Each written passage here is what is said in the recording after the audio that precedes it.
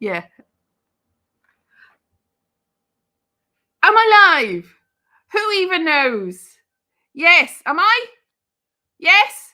Yes, I am. I'm live. It's taken a couple of seconds, but I'm live. It tells me I am, and yet it lies to me. Today, I've got the lovely Caron in the studio, and she's going to be talking about what's been happening with PBH, Free Fringe, and the digital Cyberia cyberspace experience and everything that's happening. And it's going to be fantastic. I'm going to bring you in so you can start talking about it. Caron! Caron, how's it been going? Oh, well, from a distance, I'm kind of working my way up to going back to Fringe, having been away for many years. And you've done the same. You kind of started away, but you've taken the plunge. You're fully in. I mean, it's only been 3 years, but this is it though. I'm back. I got here yesterday. I am in Edinburgh at this minute. And I'm like, oh, it's all exactly the same, but it's all different. But it's like, oh. And I just this morning, I thought because I got my arts industry pass, I was like, yes. And I was under the impression that the arts industry was this side of town where I am, 2 minutes walk away. So I set off at 8 o'clock in the morning. La, la, la, la, la. It's not. It's the other side of town, which is, it took about 40 minutes. And then when I got there, I realized it wasn't open till 10. So I was just like, for about an hour. But I've got it now. So I had to Harry, is that even a word? I used to hurry all the way back across to get here seconds in time. So to see you here, hooray, here you are. And I haven't eaten and I haven't drunk. So my breakfast today, in honor of is some You're in Scotland. In Scotland, it's got to be iron brew, hasn't it? So that's my breakfast today. Iron brew. So how's it been going in Cyberia? Well, in Cyberia, week one was really fun. We had, you joined me. I had friends from not Edinburgh, from my theatre world that I don't see or only on Zoom, who have never really stepped into the metaverse, came in and joined me. So Helen joined me to watch people dancing. Yeah. So last Thursday, we had a screening of a selection of short films from people dancing, which now I'm thinking about it, you actually joined me for people dancing. Me. I was like, it was me. It was the day before when I screened PBH, Peter's How Does It Smell? How Does It Smell? Yeah. Yeah. And Helen Fox joined me from there, because Helen is in Scotland. She's in Dumfries and Galloway, but she's preparing for a small theatre tour. So, hey, the world continues to go on whilst the Edinburgh Fringe happens. So she hasn't got a show at the Fringe this year, but she really appreciated being able to kind of just drop by and see the Edinburgh skyline and see something that was connected with the Fringe. So that went really well. We screened Michael's WFT verses, or announced them. Two types of show. There's shows that have been submitted from demand, and those ones are being screened on Thursdays in the space on the screen. But those that have been submitted and are actually taking place live, so that we don't consume their audience into spatial, we actually announce in spatial 15 minutes before the show starts on Zoom that there's a show on Zoom or two shows on Zoom, and they get to choose. Do you want to go and see Michael? Or the second one we've had was Inky with Kevin Groves, who is this week up in Edinburgh. And he joined you he came in a couple of days, and we were dancing because the little avatars can dance and everything. And every day you sign in, you get a new little dance. I like that. And so you can dance along to everything. You get a little dance. And so first week, getting the space sorted and screen shares. And it's the first time that I've used Spatial to run events in this way. So at the beginning of the year, I was using a platform called AltSpace. And because the technology world moves on so fast, it does, AltSpace actually closed in March, but they said it's sunsetted, which I think is a curious phrase, because if the sun sets, it kind of insinuates that the sun might rise again. Yeah. So interesting term of phrase, but yeah, it was devastating for the alt space community, and it really it goes to show you how at the mercy of these big tech companies communities are, especially vulnerable communities. Sorry, the Are you inhaling the iron brew? On screen and everything. Well, that iron brew will get you in the end. You're inhaling iron brew, all that fizzy. So yeah, it was an alt space closed. There was a big community that they had found each other on Facebook, and they were trying to find each other across these digital verses. Some successfully, some not, because depending on how you're accessing these communities, they can be a bit gatekeepered, or they can be difficult to find. And one of the reasons why I chose spatial was its ease of access. You know, I'm wanting to take theatre and culture into these spaces and bring traditional audiences with us, so that when they see something in spatial, they'll be on that radar of all that thing you saw in spatial. It's actually coming to town. It's a small scale show that's going to be in my art centre. You know, and so I'm exploring the notion of persistence of audience. Is there a space where you can invite your audience and do a preview? You could do a spoken word piece. Yeah. And then that audience that you gather, like your YouTube show, you know, you've got an audience, but you don't see them. So you can connect.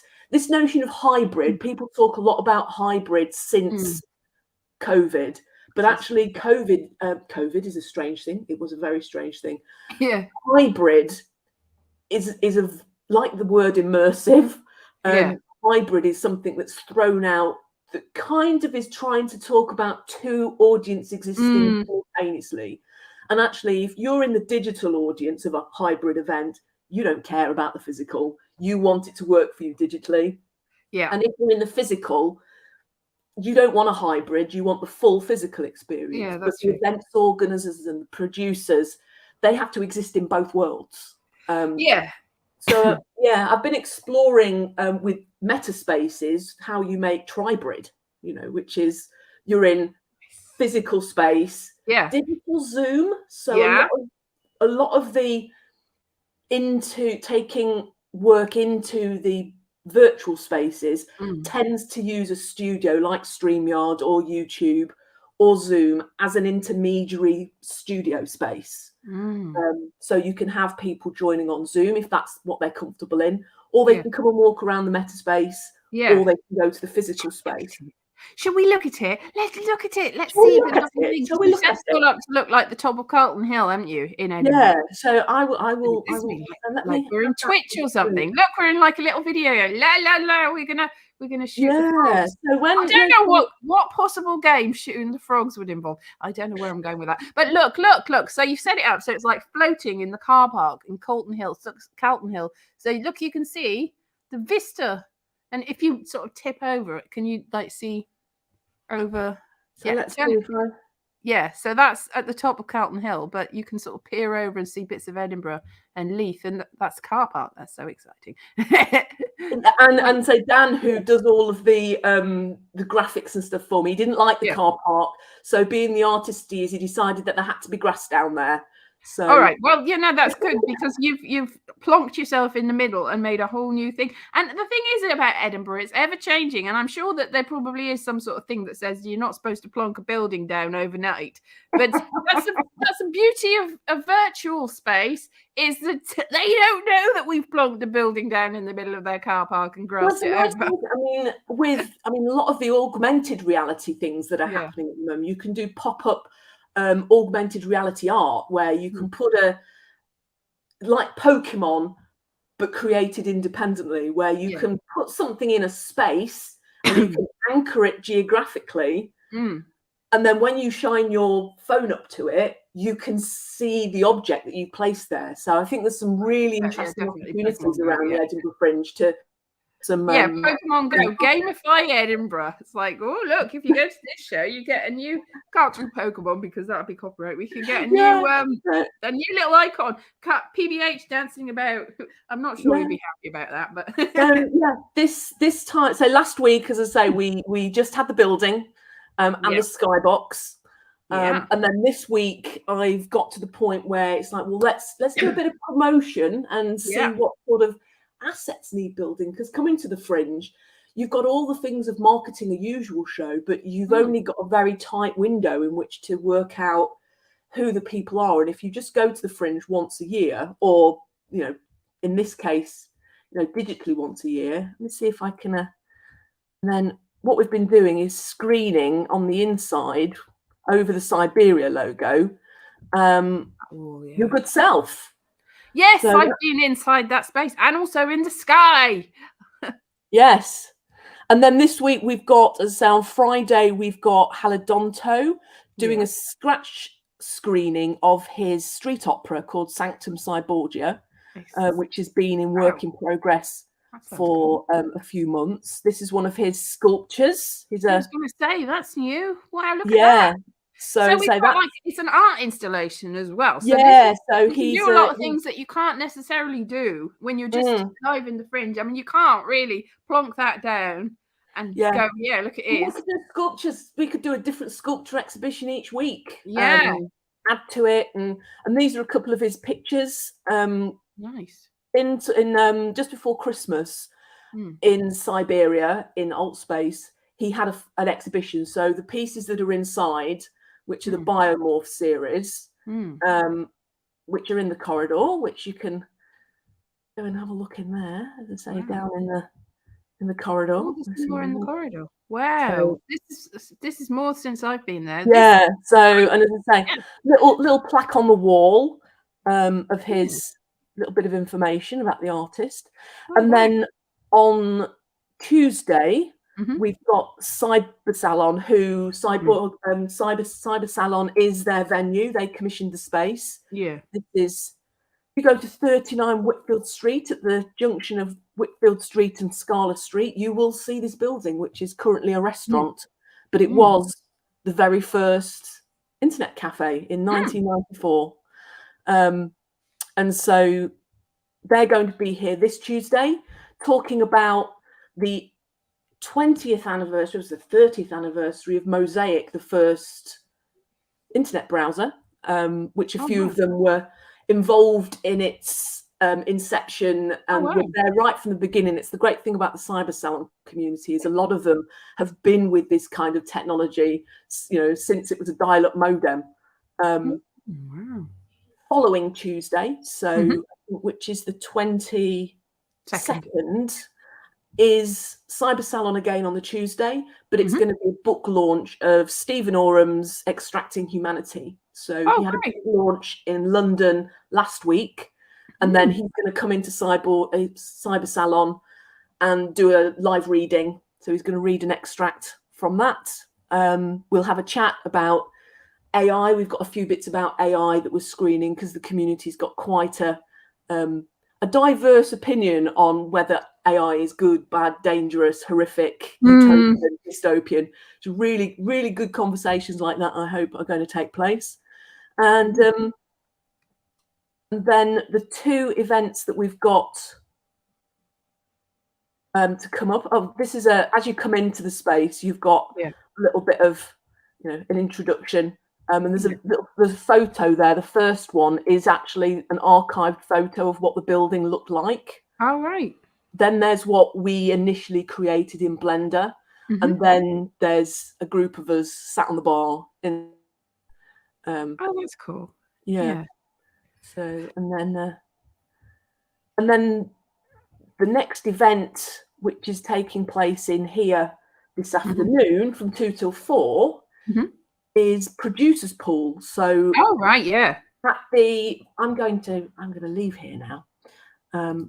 So come back to us. in I think it's venue 72, which is which was Summer Hall, but now is something about Oz.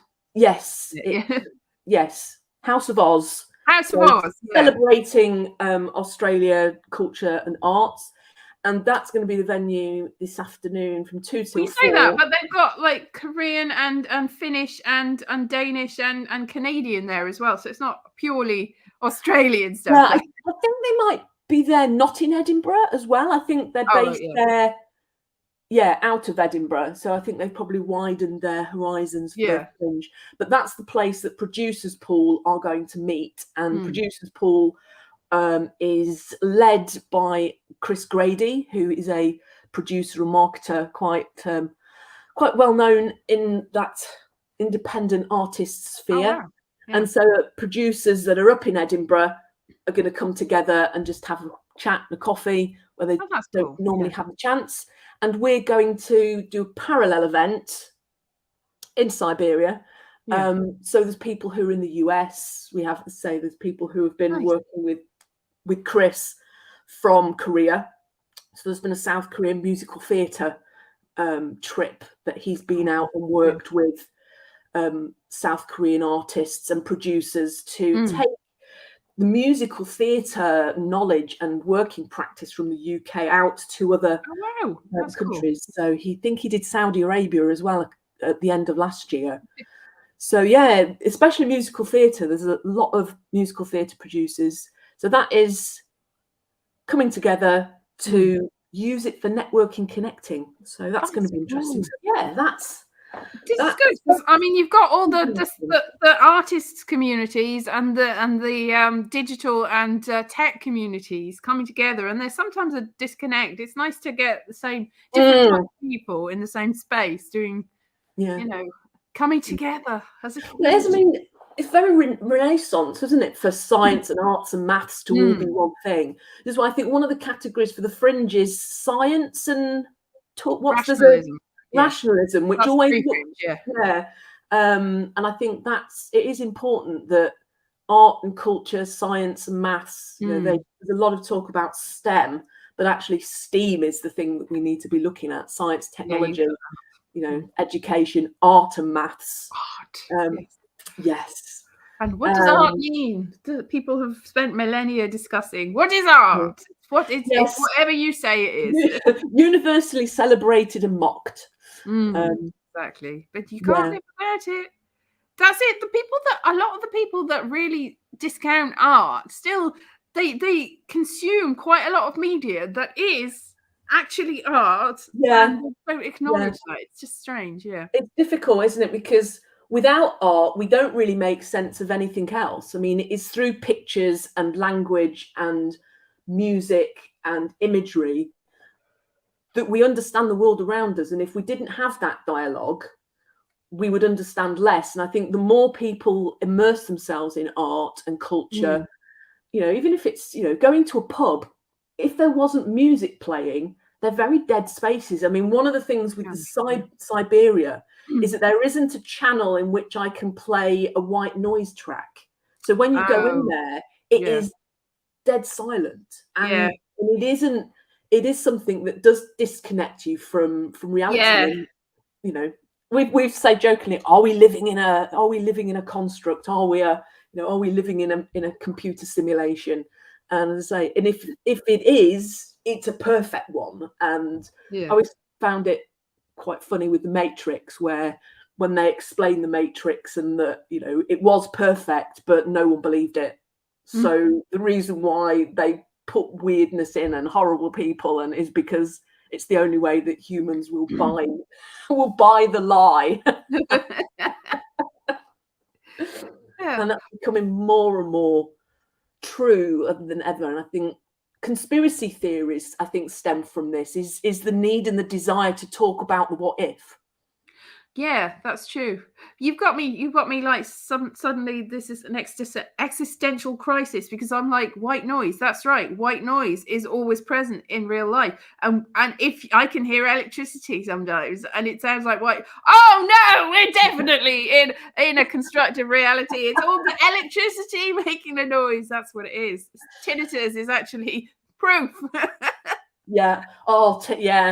But there is always, the background noise to the world, and I think that's one of the telltale signs. Is we never in a silent place, and that is the one thing that can be a little bit disarming going into the Cyberia recreation. Yeah, that's true.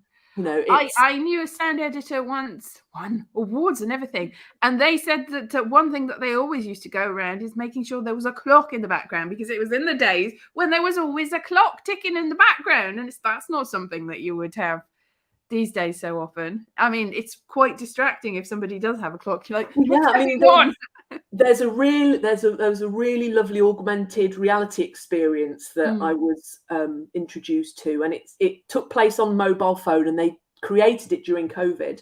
Yeah. And you open the app, and it's a horror story. And you open the app and it instructs you how to set up the space. So you move your phone around the space so it gets to know what size the room is. And then it asks, then you have some objects to place, and there's a clock. So in the app, you can look around and you can place a clock above your door. And then there's a window, and it asks you tell it where the window is in your room, and you tell it where the light fitting is, and you tell it where the door is. And then when you've set that up, you plug your headphones in and you close your eyes, and it tells you a story. And because it knows where these points in your room are, the ticking clock, if you walk towards the ticking clock, it gets louder. And if you walk towards the door, the windows, when the rain is rattling, as you walk towards it gets louder. So some really interesting things that, you know, they can do with augmented reality in spaces now, with audio especially. Yeah, but it's the one thing, you know, you probably know from theatre, you can get a lighting cue wrong, but you can't get a sound cue wrong. No, sound cue goes wrong. Well, I mean, you don't notice light is almost imperceptible. It's like, that's interesting, the artistic choice you make. But it's you know, you can cushion making a noise when you actually needed a kitten. That's going to be obvious. You can rescue a lighting cue that's gone awry, but you can't rescue a sound cue that's gone awry. No, that would just lead to hilarity all around. I don't think anyone's ever laughed at lighting, to be honest. You're right. It's not a thing. Now there's a challenge, isn't there? Comedy light show. It's like, wow, you made it red, and you're supposed to be yellow. I mean, projection. I mean, the thing that's got me back into being excited to produce shows again, rather than just stage managing as a job, is the advance in technology and what we can do with projection and light and sound. And, you know, costs are astronomical for things like virtual production, where you can use projection screens and sort of big LED TVs to be able to change spaces. But that really excites me about live performance, of being able to put an audience in front of an augmented technology space, but in a Fringe style space. I've never really been interested. I've never had the ambition to do a West End show. I've always had the ambition to be able to do something quite small and spectacular and just take it to places. That, you know, I want to take work to as many places as I can, rather than do something big and expect everybody to come to me. That's you want to have something perfect and wonderful and special that people come to look for. It's changing people's ordinary, isn't it? I mean, if there's some, I mean, I got to one point where, before Google Earth and Google Maps, where we all navigate through sat nav, I had the good old faithful UK AA paper map. And I got to the point where I realised I'd actually driven across every single page on the UK atlas. Oh wow! Because village halls and touring, you know, I did a stint of touring in the south, sort of the New Forest, going down to Cornwall, all the way down, going to Dover, spent time in London Fringe, did sort of the Buckingham touring and that sort of, you know, counties, home county tours with and then doing tours with places like Hull Truck. We travelled up and down the length of the country. So by the time you look at different pages, you're like, oh my God, I've been... Most people... When I was on, I took the train up. Go me. But You know, I looked on my Google app and I was like, where are we? Are we near Carlisle? And I saw where we are, and I was like, whoa, because I've never been up that side of. Because usually when I've taken the train or the bus, it's gone up the east coast. So I've seen the other side of the country. So I've like filled in the map. So I'm all the way up to Edinburgh. I haven't seen the Highlands yet, but I've filled in most of the map now. Now I've gone up to the Lake District. It's exciting to see where you've been.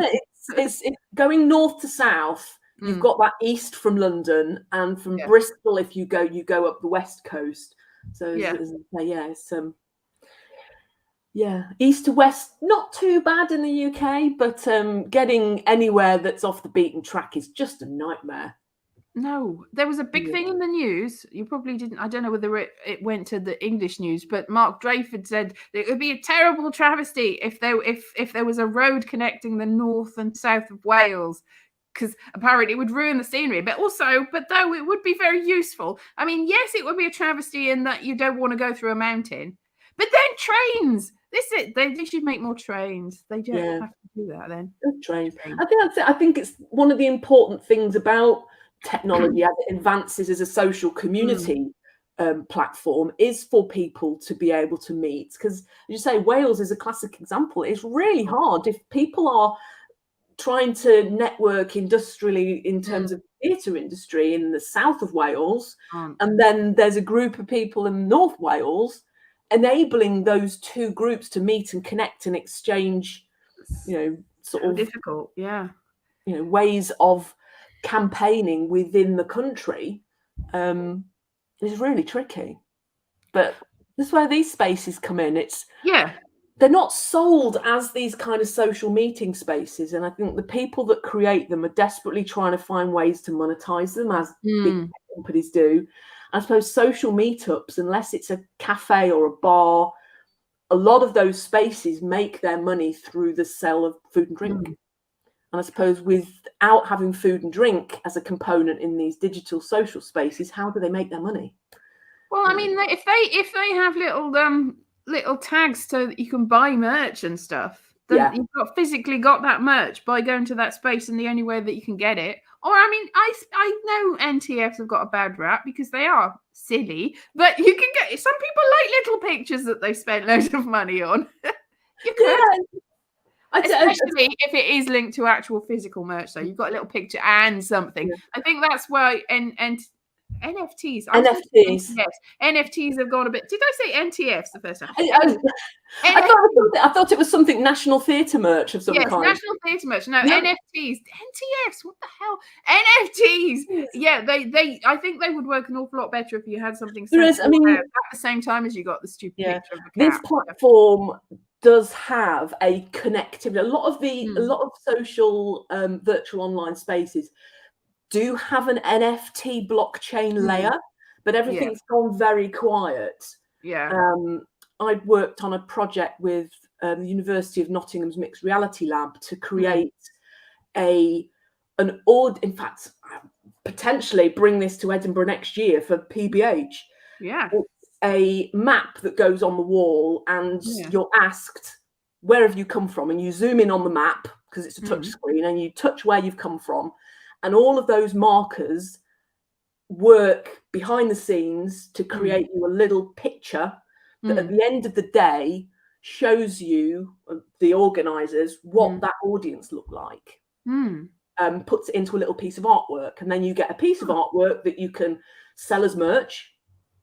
But the behind the scenes idea was you could mint that as a unique NFT.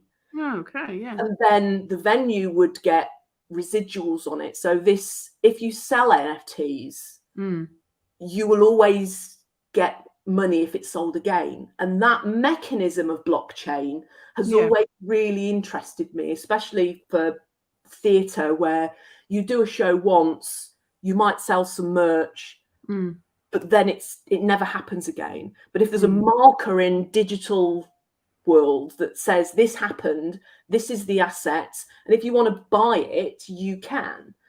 And with film and TV, there's the old residuals model, and I think with the SAG-AFTRA strikes that are going on at the moment, which is major part is about residuals. Yeah. Where people's residual checks have gone from 3,000 to 30p. Yeah. It's like people who, because their shows went out in syndication, if HBO made a show and then it's BBC and whoever around the world, different channels and terrestrial channels, ABC in Australia, and they would all have these syndication packages, which would then give residuals. Well, now that these studios don't syndicate, they just stream it from their own stuff. And I think it's only been looking at people talking about the strike in that way that I've started to understand the change in mechanism that the industry works under, let alone people who just watch TV. Well, I mean, streaming's made it extra bad, but I mean, because I know quite a lot of older actors that had stuff in the 70s. One, a lot of this stuff is just getting put on YouTube for free. They get, it's like, where am I getting money from that? You're not getting it from anywhere. And two, if they've got daytime repeats, they have in the past had special rates that are nowhere near as much as they used to be. So, and it's really important. I mean, I knew an actor who had one line in Torchwood, Doctor Who, Torchwood, one line. That one line was cut. But every year, he still got £128 residuals credit, because even though it was cut, he was still contracted to do the job. Yeah. I think people forget that, and that's just one line, 128 quid a year. Wow. So, that's the Doctor Who franchise. So there's a lot of money at stake, and it's going to suit the producing studios very nicely to not have to pay jobbing actors. Yeah. Those, you have thousands of extras. And if those thousands of extras are getting 100 quid, 200 quid an episode for... They're not, though. It's going to mount up over the year. Would they? Yeah. It's only people with lines that usually get... The extras usually don't get residuals anyway. Right, so really, that strike's really important for them, because if they get paid £100 for their image, $100 or whatever for their image in perpetuity, then even the tiny pittance that they get is not going to be there. And that's the secondary. That's the secondary component of the campaign, isn't it? There's the residuals part, and then there is the emergence of new technology. Yeah. How does this tool that is AI, which is very useful for producers and studios, how do they use that tool responsibly and make sure that the culture that tool is being used in benefits everybody who takes part in it? But if you go and have your body and face scanned for $300 in perpetuity, that's going, if somebody then books you, are we going to get to the point where that scan, your face is scanned by all the studios, and the studio goes, no, I own you. Yeah, if your agent finds you work, you can't get any more work. I own your scan, so you'll never be able to scan yourself again. And do anything. Yeah. For an immediate $300, £300, that's probably very tempting right here and now. It's what happens with AI. The audio side of AI is another part that is difficult to comprehend. I've seen some videos of a audio retouch artist. I can't remember what it's called, A&R. Quite often actors get called back into the studio to re-record lines that haven't recorded properly on stage. ADR. ADR. And that happens a lot. ADR payment. Sometimes I get the letters in the right order, see? Yeah. ADR can be an extended part of your contract. Yeah, exactly. They can go into the studio piece of software called Revoicer, and they can use the voice that you performed with before. They don't need you anymore. Exactly. They don't need you, because, and I've scarily seen tutorials of them just going, pick this voice up. They voice the line. The ADR person voices the line in the style, and then just does it in there. And I've seen a tutorial where the audio engineer has a piece of footage that has no vocal track on it at all, and they watch through the video going, oh, that person there should have said this line.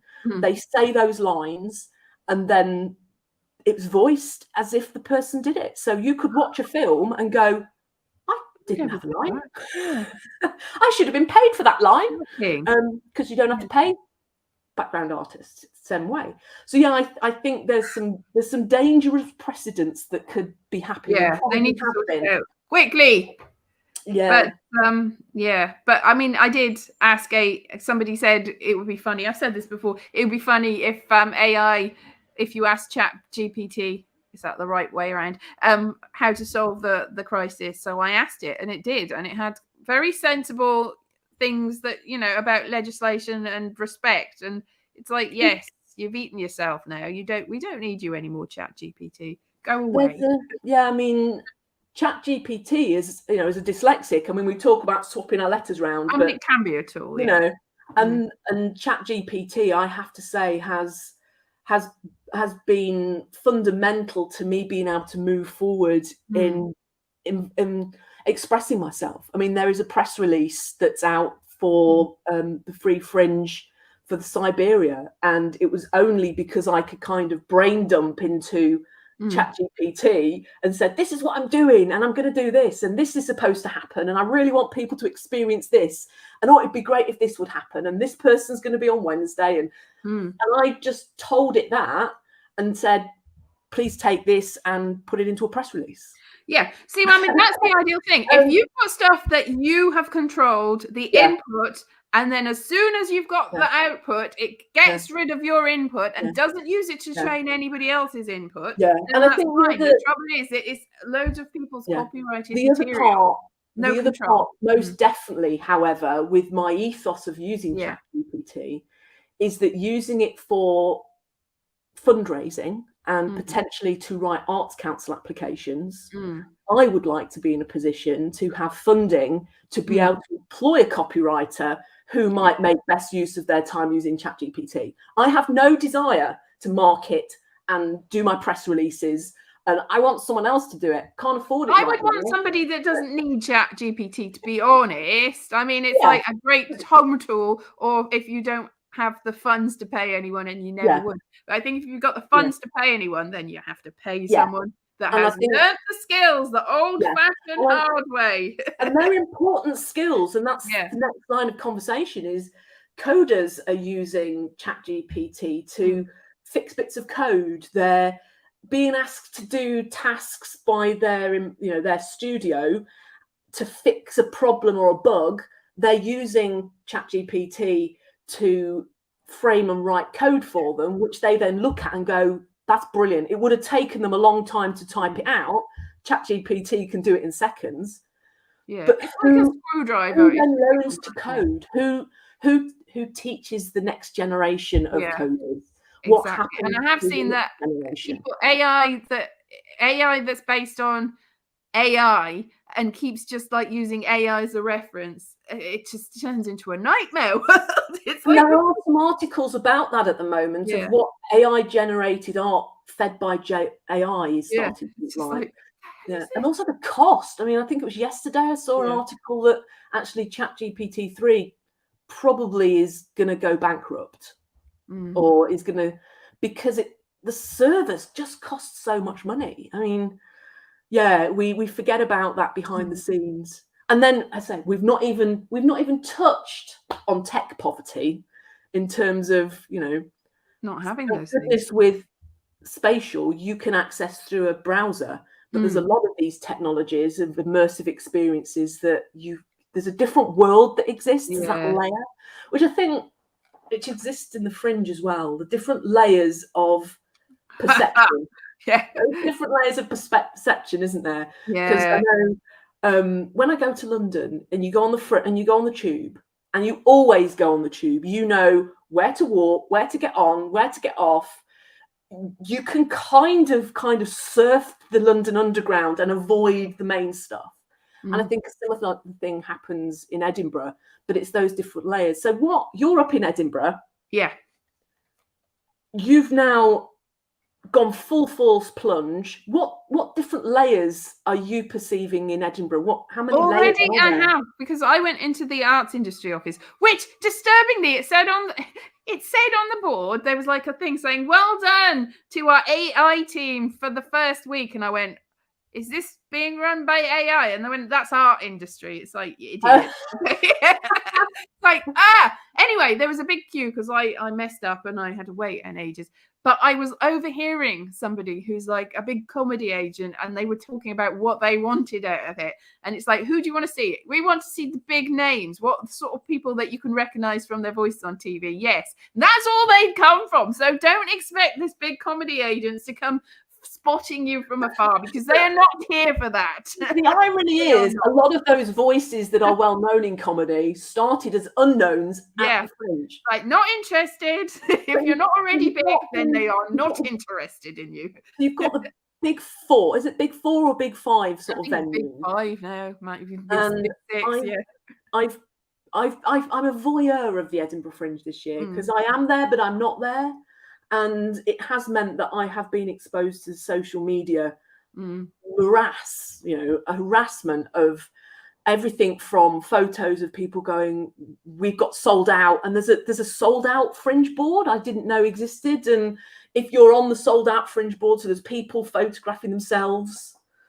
The sold out Fringe board, you have to put, I think, 30. You can choose how much of your tickets go through this. Okay. So if you only sell if you put 33% of your tickets and you sold that, then you're sold out.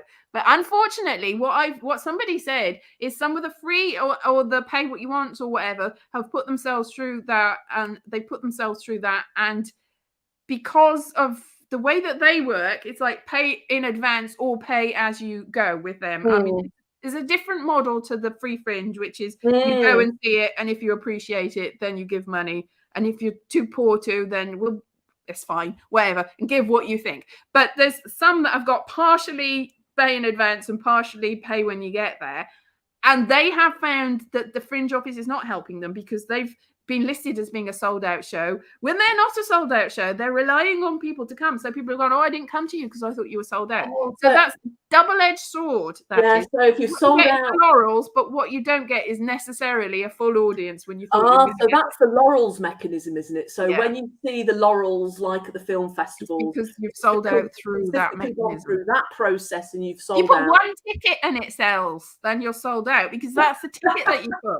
That's funny. Because also, I think I knew the big Fringe book was paid, but I didn't quite understand how it was paid. So I think £400 for a little, something like that. £400 for a tiny little box. And also, something else I overheard, some industry person was outraged that there's a £1.25 booking fee for every ticket. It's capped at £5. So if you've got more than, but if you for every transaction. So I mean, if you get a lot of different transactions, it's not going to get capped. But it's capped at £5 for one particular show, one transaction. But he was outraged because that £125 does not go to the artists or the venues. That goes to the Fringe Society. And the person was like, well, it's a charity. You've got to pay for the Fringe Society. It's like, well, do you though? Yes. It is, isn't it? Free, free is, people who, if free with the obligation to contribute is, is a double-edged sword, isn't it? That's as well with us, that is with the free Fringe, and people do go, it's not really free because you ask for money afterwards. It's like, we say if you've appreciated it, we don't demand it. And if any of the acts are going, give us money or you can't leave, then that is a problem. But we are hoping that you will appreciate that these people are people that this comedy agent should really be looking at, because they are, some of these people are the big names and doing the voiceovers, and some of them are likely to be in the future, and some of them maybe never will, but you still need to give people a chance to grow and develop, don't you? Yes. And a free component to the artist as well, because venues do cost. So they do, taking a show to the Edinburgh Fringe, if you're going the main Fringe, it's about March, April time where you submit a show. And when you submit, I haven't filled in the form myself yet for the big Fringe, but do you specify which venue you want to be in at that point, or does your show get out? How it works? You get the venue and then you go in the book.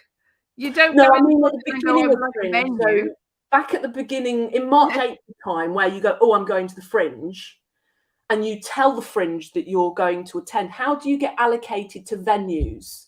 Because you do all the venues. You don't tell the Fringe in March or April. You've decided back in the year before, and you've approached a venue that you want, if you're going to go through the pay, and then you pay their money in advance usually, or through some sort of special deal and tickets or whatever. You got that venue, they go, yes, we are happy to have you in this, £200,000, please. Probably not going to be that, I don't know. And you go, here's your money. And then you register independently. Usually, some of them do actually register for you, but you have to register independently and pay that money yourself. That's not included. So that's that deadline, that April, March time deadline is for going in the book. Yeah. You see, in the big book, you will have had to sort yourself out. You can still come to the Fringe and you can still register, but you won't get in the book with the big Fringe, and you get on the website, and now they've got an app which apparently is not as great as it should be, considering we've got an app, a free Fringe app, and it's run on voluntary people that are very helpful and sticky tape. Probably they're very skillful, but it works better than the paid for app, which is weird. It's a big commitment, isn't it, to do the Fringe? I mean, I'm commitment. I mean, even looking at venues for next year, so that's what I'm not doing anything unique. Everybody who's going to go to Edinburgh next year is basically looking for their venues right now. You start to think. I mean, maybe come out and go, oh, that's a good venue, and maybe find the management and approach them. But it's maybe early because you don't even know, because it's always changing. Some of the venues and some of the groups aren't necessarily coming up. They might go, well, that's the last for us. But I mean, you can have a look to see what's available. The free Fringe, we open the books in November. We don't start getting people into the venues until like January, and then we carry on because we still have people that were waiting for venues. People are like, oh, well, I haven't been offered a venue, that means I've been rejected. It's like, no, we're still looking for venues. We've still got them, so we do them up to the entry. I mean, that we try to hold out as long as possible with the Wee Blue Book, so we could get as many people as possible in. 30 physical venues, 30 or more. Yeah, for the free Fringe. Yeah, I think there probably is. Yeah, around about that. So venues that have come on my radar this year. I mean, the Burrito and Shake. I've got a friend who's performing in Burrito. Oh, I passed this morning. Yeah, but Ben's going to be on your show next week, isn't he? Or he will. I'm going to record it, and then it will be Ben's journey from. I kind of crossed paths with him about a year and a half ago. This improv, larger than life personality that then started really getting involved with the local sort of improv scene. Has been there for a while. Produced and published a book of his poetry, and and got the Fringe Award. So that has enabled him to go up to the Fringe. Taking decided that free Fringe was the best option for him. He's got that venue, so that's sort of a venue. And then you're in Banshee Labyrinth. I've heard a lot about Banshee Labyrinth. So how's the Banshee Labyrinth become involved? Because you've got shows crossover and stuff. Banshee Labyrinth has been involved for a long time, and then it was closed for a while for refurbishment. Before that, it was called the Nicol Edwards, and we had it then. But when it was the Nicol Edwards, although it was a great central location, they hadn't refurbished it inside, and there was like water because it's under the bridge. It's one of the bridge venues, the caves venues, if you like. It had like water coming down, so it was like interactive. It was like, I'm in an actual cave, and it's going to be stalactites by the end of this. But now it's lovely, and there's no leaks at all, as far as I know. It's apparently the most haunted pub in Edinburgh. So some of the tours that go underground to look at the some of the other parts of the bridge come out in this venue. It's a great venue. Yeah, there's so many. I definitely want to have at least a week next year where I'm up at the Fringe. And doing stuff, and doing this has given me a better perspective of what's involved, what I need to do, what it is that I want to get out of the Fringe. Yeah, exactly. What it is, exploring now. Yeah, I think that's it. So you're now up in Edinburgh. I am here, yeah. Wednesday, I am here. you've got 2 live shows on Wednesday. I have, yeah. And you're still doing this show. I'm still doing this show every day. Some of the days I'm going to pre-record it, because I can't get some of the guests, so I might have other things in the morning. So I think Monday I'm going to put Ben's on, but I got to record him, and he's not available in the morning because he's got a show in the morning. So, and even though you're not recording live, I will be putting them up in Cyberia at 11 o'clock. So if anyone wants to come and join, they will be able to do that. But I've got a live show tomorrow at 11, and then it's because it's from the Banshee Labyrinth with Ash Price. It's at 20 to 3 on Wednesday, but then it's 11 o'clock all the other days. Yeah. And your own live show as well, the Welsh show. Yes, in the evening. I don't know how that's going to go. We'll see, because I tried recording it from my front room with the projection on the back wall, and everyone's like, we can't see it. It's like, I'm sorry. And also the internet connection wasn't great, but there's not really much you can do about that. Sometimes you need to be there in person. And I think, Michael Bouchard has been doing his Zoom show every night. He has back and forward with his Q&A audience, recording Zoom webinars. So we as the audience don't know how many other people are there. Yeah. Which is a different kind of experience, but he really engages through the screen. But being in a venue with a living, breathing audience it's great. Yeah, I don't think I think it is great, but I think that I like the digital as well. I don't like it any less. I don't think that it's inferior. It's just different. Yeah. And you say you communicate with your audience through the chat in a YouTube channel as well. I mean, that chat backwards and forwards is something that you can't do in a physical venue unless you've got them texting and you've got a little screen that you can, I've seen that some comedians do kind of take text messages during video. They'll have a time when they go looking at their text messages. But yeah, there's things to be said for both. Yeah. So week 2. Here we go. Yay, we're doing it. I don't know though. I've just already walked miles and miles and miles and felt a deep sense of despair and apathy and hopelessness. So I'm in the Edinburgh experience already, really. I'm straight in there. Some people take 3 weeks to get to this point. You've got people who are doing shows and you've got that thread of social media that is, yay, this is the best thing ever. But you do also get those Facebook groups where I've seen people who have had props that have failed, trying to get replacement bits and pieces for your show because they've gone down, or a guitar has broken, or strings have broken. And you start to realise that actually the physical structure, Wilko's just been announced of going into, Woolworths and Wilko's and those haberdashery kind of places were the things that we fixed our shows on. So there's a couple of good pound shops in Edinburgh still. I walked past one, I was like, that's still there. Thank goodness for that.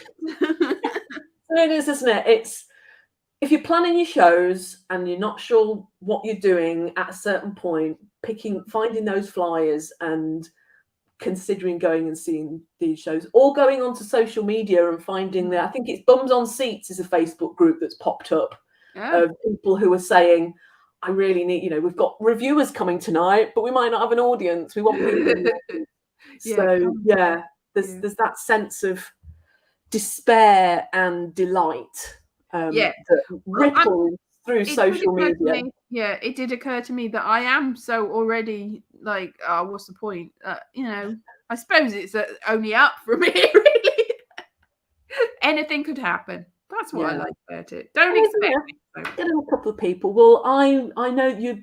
Are you live streaming them both? You are, aren't you? I am, as far as I know. But if it all goes horribly wrong, then I'll let you know in advance. Stick your mobile phone in it. Let's see how it goes. See how it goes, exactly. And I'll definitely be interested in finding some Wi-Fi solid places in Edinburgh next year. That would be good. There's all sorts of exciting stuff that we could bring to PBH. Yeah. And I also believe PBH has a show himself tonight. Yes. Starting today, he's got PBH and some community. Yeah. PBH and some comedians, at Tang Dynasty, which is the new venue that we didn't get till the very last second. They were still building it last week. It's now, and it's got in the Wee Blue Book and everything. So it's I don't know what to expect from that, because I think some people were confused about where it was, but I think it used to be called Carnivore, and I think the entrance is on Cowgate. Now that was a bit confusing, because when I looked on the map, it seemed to be on that's it, because it's a 3D city. If you look on the map, it's like you think it's on the bridge and it's actually down in the dip in Cowgate. It's very confusing. So is the Wee Blue Book out as a PDF? It should be somewhere. I thought we're gonna have to look for that. I will look for that. Yeah. But yeah. I haven't actually I've seen somebody carrying it. I've seen people flying it. That's good. But I haven't actually got a copy. I should have just said, "Can I have one?" It has made it just a little bit. It's made it a little bit extra special, knowing that we've been kind of co-producing this digital experience, and then you're actually there on the ground. You know, it really, although I'm not there, I kind of feel like I am there by extension. This is how I felt last year with all the people that I was talking to. I was like, I feel like I'm there. Yeah. So as I say, if you can't be there, be here. Yeah, exactly. And on that note, that Angel, I'll see you soon then. So another show tomorrow. See you, Karen. Bye-bye.